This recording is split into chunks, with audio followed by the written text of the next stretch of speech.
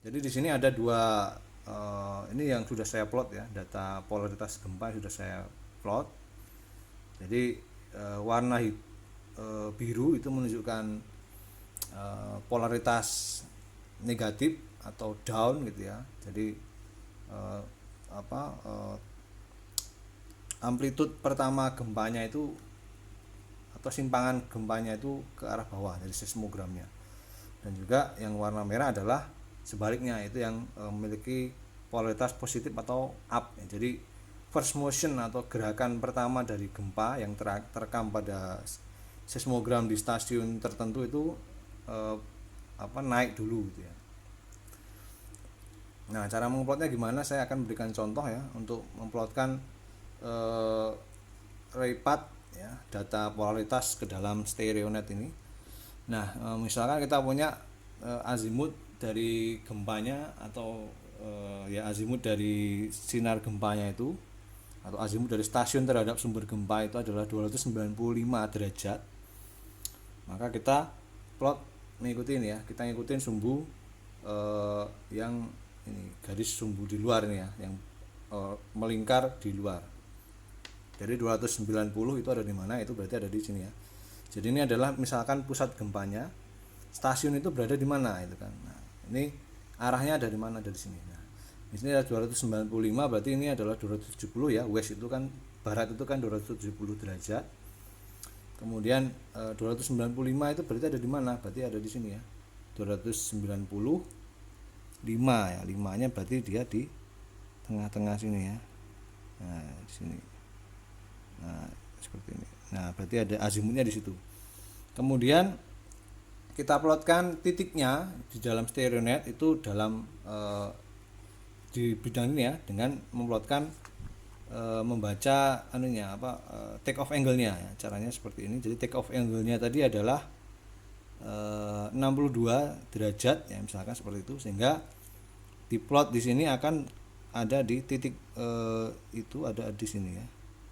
Nah, dia ada seperti ini. Jadi dia up ya, polaritasnya itu up dari stasiun, suatu stasiun itu polaritasnya up, kemudian azimut stasiun terhadap pusat gempa itu 295, dan take off angle dari sinar gempanya dari sumber itu adalah 62 derajat. Jadi akan terplot seperti ini.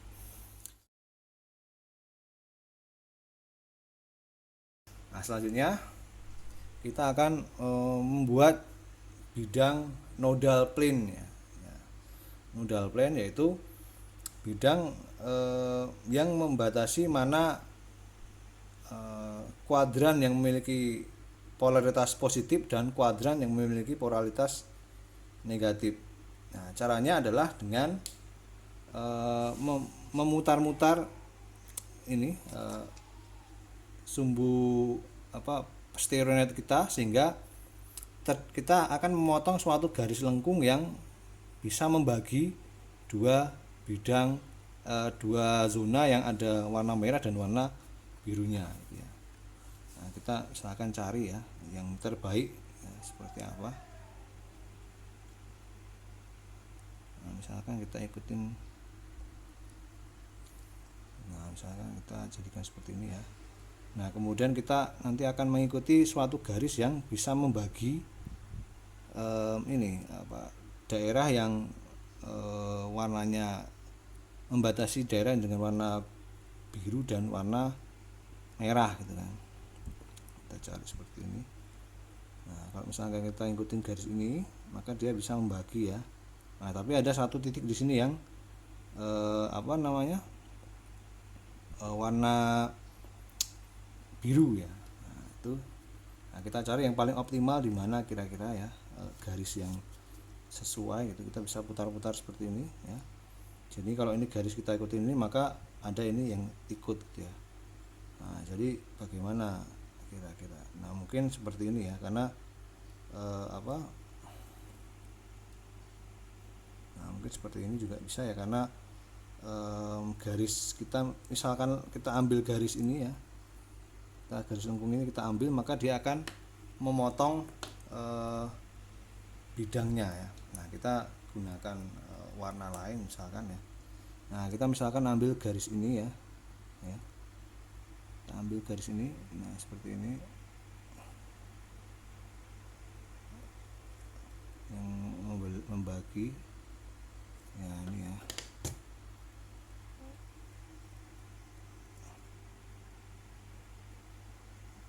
Seperti ini misalkan ya, nah ini misalkan seperti ini, kita pakai yang ini ya. Nah ini jadi garis, ini kita sudah mendapatkan bidang pertama. Nah kemudian untuk mendapatkan bidang kedua, kita harus membuat pole dari bidang ini ya. Nah pole itu adalah garis vektor normal, sebenarnya vektor normal dari suatu bidang miring. Jadi misalkan ini adalah bidang miring, maka pole-nya itu adalah sebuah garis yang tegak lurus terhadap bidang ini. Nah, kita bisa cari kalau di sini garis, maka terproyeksi dalam stereonet menjadi bidang bentuk titik ya. Caranya membuat garis yang tegak lurus terhadap bidang ini gimana? Nah, tinggal kita cari ke sini ya. Ini kan tiap ini kan 10 derajat. Jadi ini dip dari bidang ini tadi adalah berapa nih? 48 derajat ya, sekitar 48 derajat. Maka bidang garis normalnya itu ada di 90 derajatnya ya. Berarti tadi kan 48 derajat. Nah, kita tinggal kurangkan 90 dengan 48 derajat. Nanti berapa? 1 2 3 4 5 6 7 8 9. Nah, di sini ya. 48 derajat berarti ada di sini ya. Nah, bidang pole dari itu ada di sini. Nah, itu ya. Itu adalah pole-nya ya. Kita beri tanda P. Nah, kemudian kita menggambar garis kedua nanti ya, yang memisahkan merah dengan biru ya. Nah, ini caranya seperti apa? Nah, untuk yang bidang kedua, garis kedua ini, kita harus membuat garis yang memotong atau melewati pole dari bidang pertama ya, misalkan tadi FP1, dan bisa membelah dua zona yang ada yang berbeda ini ya. Nah, kita gimana? Nah, jadi katakanlah misalkan seperti ini ya. Nah, misalkan seperti ini. Nah, ini saya anggap dia bisa membagi, walaupun ada satu titik yang tidak dia masuk ke zona merah ya, tapi ya nggak apa-apa, karena ada juga satu titik di sini. Anggaplah seperti itu ya. Maka garis yang kita buat adalah yang mengikuti ini, yang memotong titik P itu ya. Jadi caranya misalkan seperti ini, kita putar lagi ya sampai dia bisa memisahkan gitu ya. Nah, ini seperti ini misalkan ya. Nah, jadi garis ini yang kita pakai adalah yang itu. Jadi kita buat garisnya ya. Misalkan seperti ini, garis ini ya. Jadi ini garis yang membagi itu adalah ini.